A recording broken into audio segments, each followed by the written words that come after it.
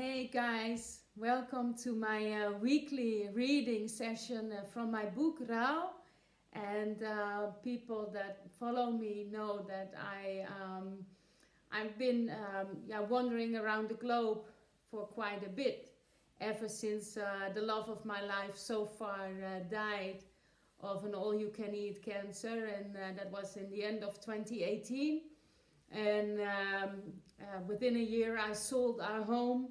I couldn't live there anymore. We had been so happy there together for over 15 years, and the house was simply saturated with our love and our happiness. So I'm basically in this very difficult time, in this lockdown time, looking for a new place where I can ground my energy and where I can entrepreneur and where I can write, of course. I'm still in the south of France, very close to Toulouse, waiting to border Spain, but because also of the mutant version of coronavirus, of COVID, it's quite difficult to travel right now.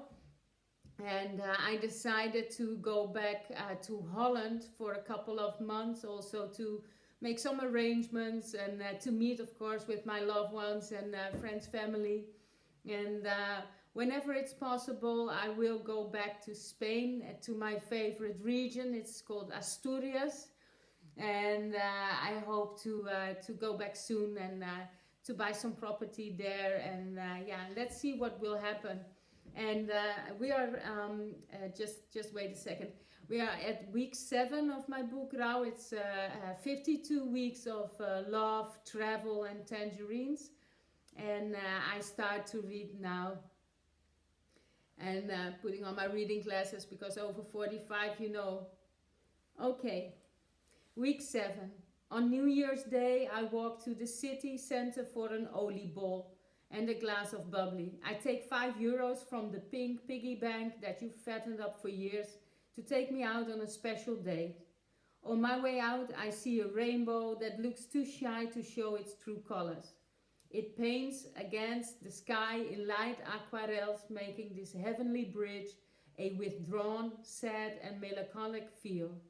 I think about the tuk-tuk ride from Anuradhapura to Sigiriya in Sri Lanka. A caramel brown puppy crosses the street. The pup is startled by a honking car, stops and unexpectedly turns around to walk back. The tuk-tuk can't brake in time anymore.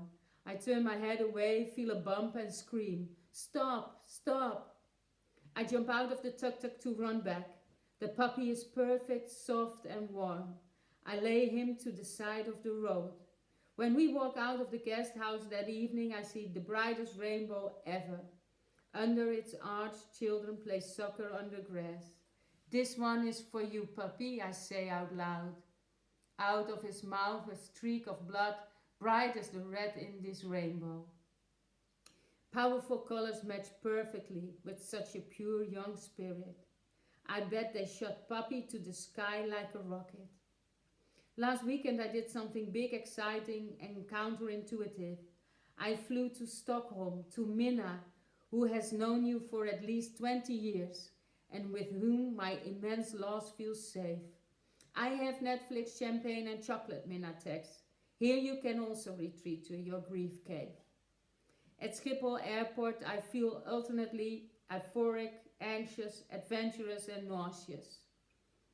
I have cold chills, suppress the feeling that I have to vomit or shit, and negotiate with the thought of walking away to take the first train back home, where I can be alone in my grief cave with you. I cry panda eyes when the plane takes off. Wherever in the world, the 30,000 kilometers in chicken buses through Central and South America, the long train rides in China and on the boat from Lombok to Flores. You were always right next to me, together on our way to a new adventure, waking up at a different destination.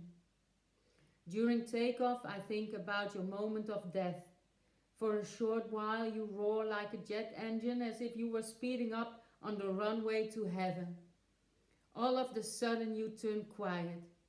Finally, you let go. You are free. Up in the air above Stockholm, the plane makes that last turn before landing. Through a crack in the clouds, a little red of the setting sun escapes. Your love for me flares up. Domingo Jan Faustino Sanchez is your full name, nickname Dominguín. It means Little Sunday, since your Spanish grandfather is back Old Sunday. I just always call you D. For your memorial card we choose the same picture out of 10,000 and many more. On the front is printed Dominguín. When I show you the card you get angry. It's Domingo, you firmly state. Of course, with such a grown-up disease like Little Sunday is not acceptable anymore. Your letter dangles in gold around my neck. I bought it on Etsy.com for Christmas. When I look in the mirror I see D, but everyone I talk to reads B. I did not realize that at first. If anyone now remarks, why B? I answer that it stands for bubbles, beer and bitterballen. And everyone that has ever been to Holland and ordered bitterballen knows that it's a classic Dutch bar and beer snack. That cold beer you longed for so intensely in the end. I wake myself up from a dream with you. We are at one of those typical Latin American bus stations looking for bus number 8. When we sit down, you get off the bus to buy some more goodies. I am on the lookout for you. The bus wants to leave. I see you walking and rush myself forward to the driver. You stand at the door in Thai fisherman pants with Pringles and Oreo cookies. We stare at each other through the glass. The door remains closed. You won't step inside. So this is it for week 7, and I hope to see you next week again. Wishing you all the best from the south of France. And stay healthy and stay safe, playful and lovingly. Ciao, ciao. See you next week. Bye, bye.